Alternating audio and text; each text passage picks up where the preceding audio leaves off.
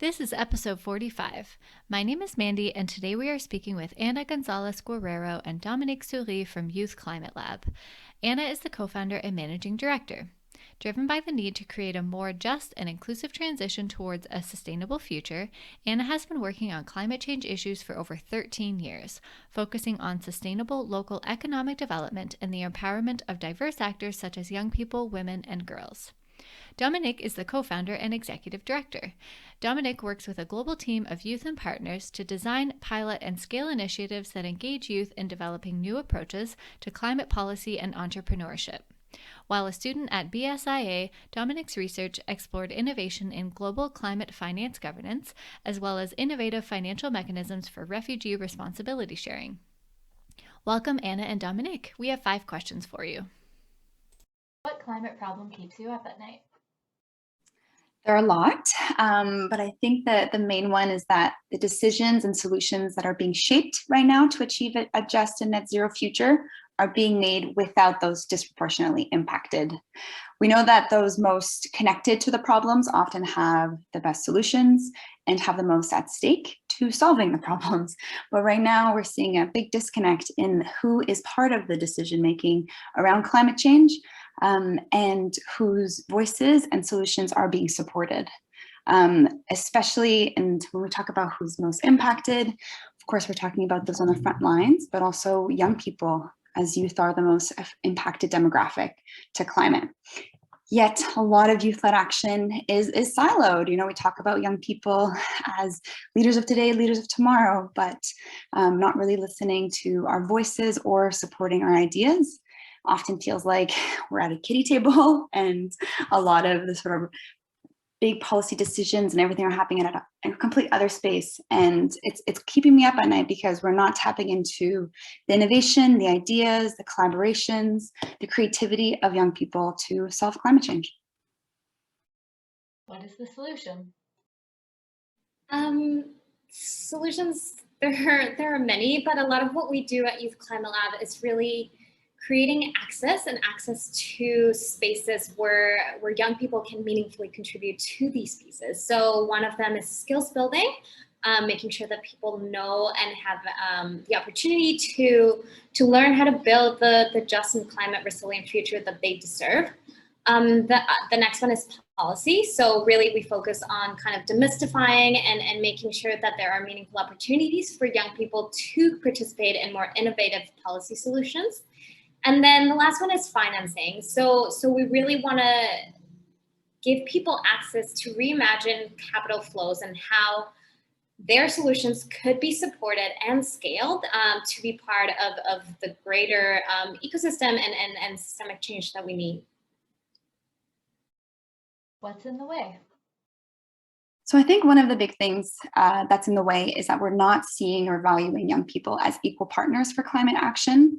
Often the lived experiences of young people and our ideas aren't valued at the same weight as the years of experience that other experts in certain fields have. And so it leads to young people often being disregarded or ignored or just kind of seen as, okay, thank you for sharing. Now let's hear from real experts. And that is not true because young people are experts and our lived experience needs to be valued as expertise, especially as we look to so many different solutions that are needed.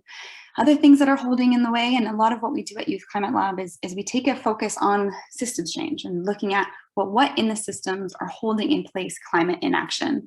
And like Anna mentioned, there are a lot of barriers at the policy level. So thinking about how rigid and exclusive and colonial climate decision-making is and how hard to access it is for any sort of diverse voices. When we think of skills building, the skills that young people need to take action, there's a lot of barriers to access. A lot of opportunities are offered to folks, you know, who are more privileged or who often are more in urban settings and in higher education. And so how do we really challenge that and make sure that we can allow a lot of other young people, everyone really, to access the skills building that can help them in their action. And lastly is financing. Current financial flows are really inequitable and they work for the privileged and they're not reaching those who need it the most or those who have the solutions to combat climate change. And so there's a lot of different barriers, but empowering young people to take action is really how we're going to affect and really, move the system so that we can really address climate change. How can people help? So people can help from wherever they're standing. Honestly, we answer this question when a lot of young people come to us and say whatever really is your passion and whatever feels like your calling, that's where you should be.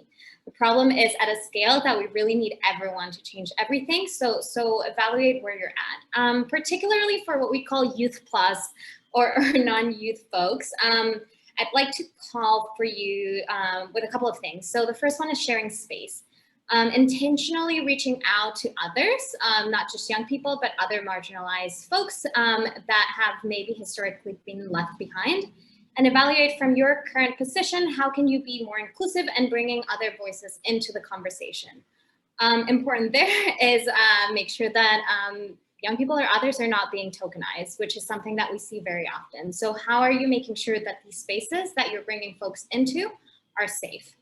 The second one is avoid harmful disparities when you're sharing spaces and sharing power, and make sure that you're compensating young people for their time and supporting what they're bringing to the table. Dom mentioned this earlier, but lived experience should be valued as much as years of experience. On that note, kind of trust and invest in youth-led solutions. We're talking about this disparity when it comes to financing youth-led and youth-focused solutions. So really invest your time, effort, and money into solutions that are led by youth, and trust them to do that. And I guess kind of on that note, a little plug, donate to us or other youth-led organizations that are doing a lot of this work, and that, oftentimes have struggled to get outside of that kiddies table, like Dom is naming, and show up in spaces. And that takes the same amount of resources that other organizations need. So just really make sure that you're bringing in, sharing space, sharing power, and sharing resources. What is the good future? That's a huge question, and it's a really good one.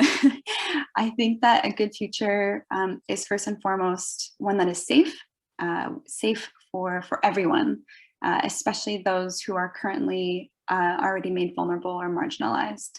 I think it's a future that is full of opportunities that everyone, especially young people who are already giving their all to fight climate change, are supported and have access to opportunity to bring their ideas to life.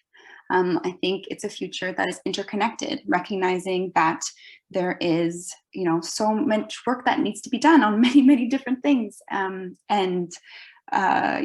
Inspired by nature, everything is connected. And so really a future that emphasizes and highlights the importance of that interconnectedness and that interdependence of often very different work. I think it's also one that's collaborative, one where we really emphasize the power of bridge building, and one that a lot of different folks see their skills and strengths aligned to doing that. And maybe just to kick it off, Anna, what do you think? I want that future. Maybe the thing I'd add is a future that really recognizes the role that communities play at the center, but is still bridging to scale and to connect with some of the more global and provincial in our case, then national and then international scales. Climate change is not a local issue, but a lot of the solutions do start there. So really doing those bridges that Dom named and kind of seeing that collaborative approach, and something that we admire and recognize a lot about EnviroCentre and a lot of the work that a lot of local organizations do is exactly that: leverage the power of community and the power of localized action, and then ensure that that's connected and replicating and creating waves across our movement. So all that is what we want. Thanks for joining us today. Before we sign off, we have asked our guests to share one last interesting EnviroFact to ponder. Here's what Anna and Dominique wanted you to know. Less than 1.5% of 197 countries have considered both youth and climate action in their COVID-19 responses so far. Thanks again for joining us. This was EnviroCentre's Green Room.